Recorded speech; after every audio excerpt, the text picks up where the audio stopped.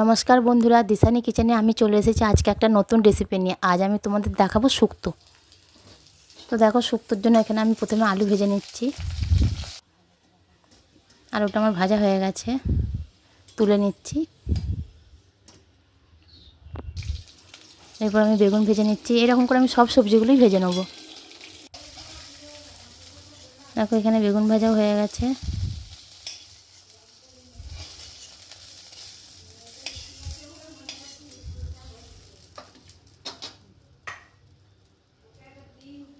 দেখো, এখানে কাঁচা কলা, পটল সব ভেজে রেখে দিয়েছি। এবার বড়ি ভেজে নিচ্ছি।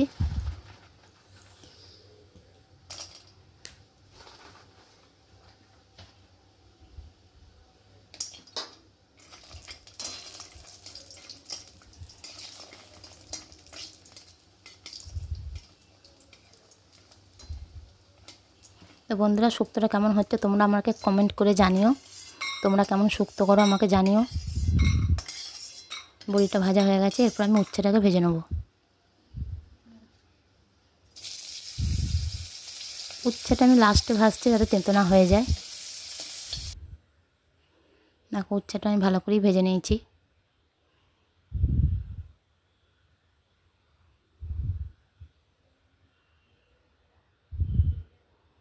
এবার দেখো, এখানে সব ভাজা হয়ে গেছে।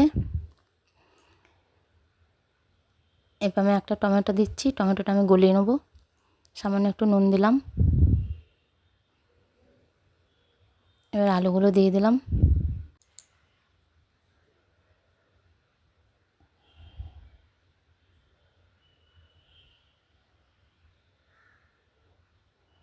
ডাঁটাগুলো দিয়ে দিচ্ছি।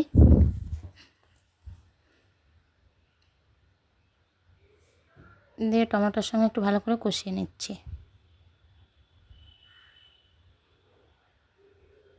দেখো, টমেটো গলে গেছে। বেগুন ভাজা, পটল ভাজা আর কাঁচা কলা দিয়ে দিলাম। এখানে আমি বিশেষ কিছু সবজি নিইনি। নুন দিয়ে দিলাম পরিমাণ মতো, আর অল্প জিরে গুঁড়ো দিলাম।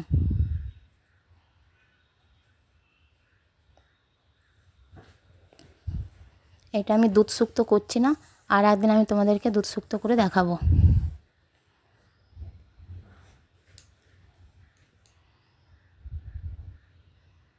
দেখো, একটু ঢাকা দিয়ে দিচ্ছি, কিছুক্ষণ ঢাকা থাকবে। এটা আমার সেদ্ধ হয়ে গেছে আলুটা। এবার আমি উচ্ছেগুলো দিয়ে দিলাম।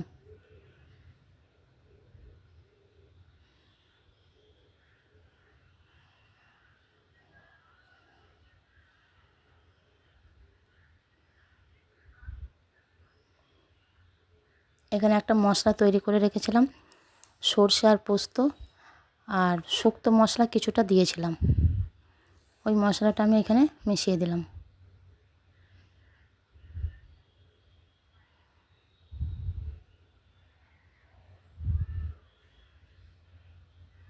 এটা আমি কিছুক্ষণ হতে দেবো। দেখো, এটা হয়ে গেছে। এবার বড়ি দিয়ে দিলাম।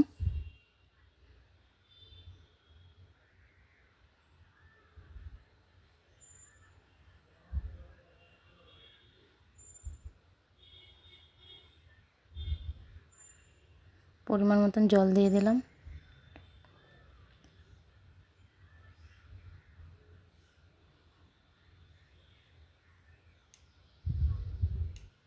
সামান্য চিনি দিলাম।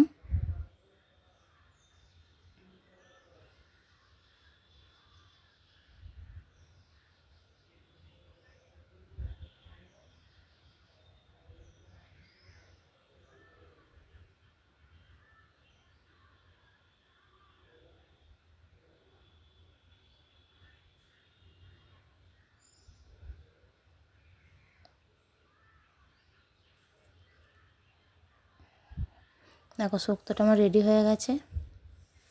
আমি ঢেলে নিচ্ছি। আর এখানে আমি একটা মশলা তৈরি করে রেখেছিলাম, 5 ফোড়ন আর রাঁধুনি।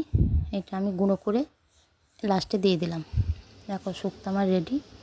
বন্ধুরা, এই রেসিপিটা যদি তোমাদের ভালো লেগে থাকে লাইক, কমেন্ট, শেয়ার করো আর সঙ্গে থেকো।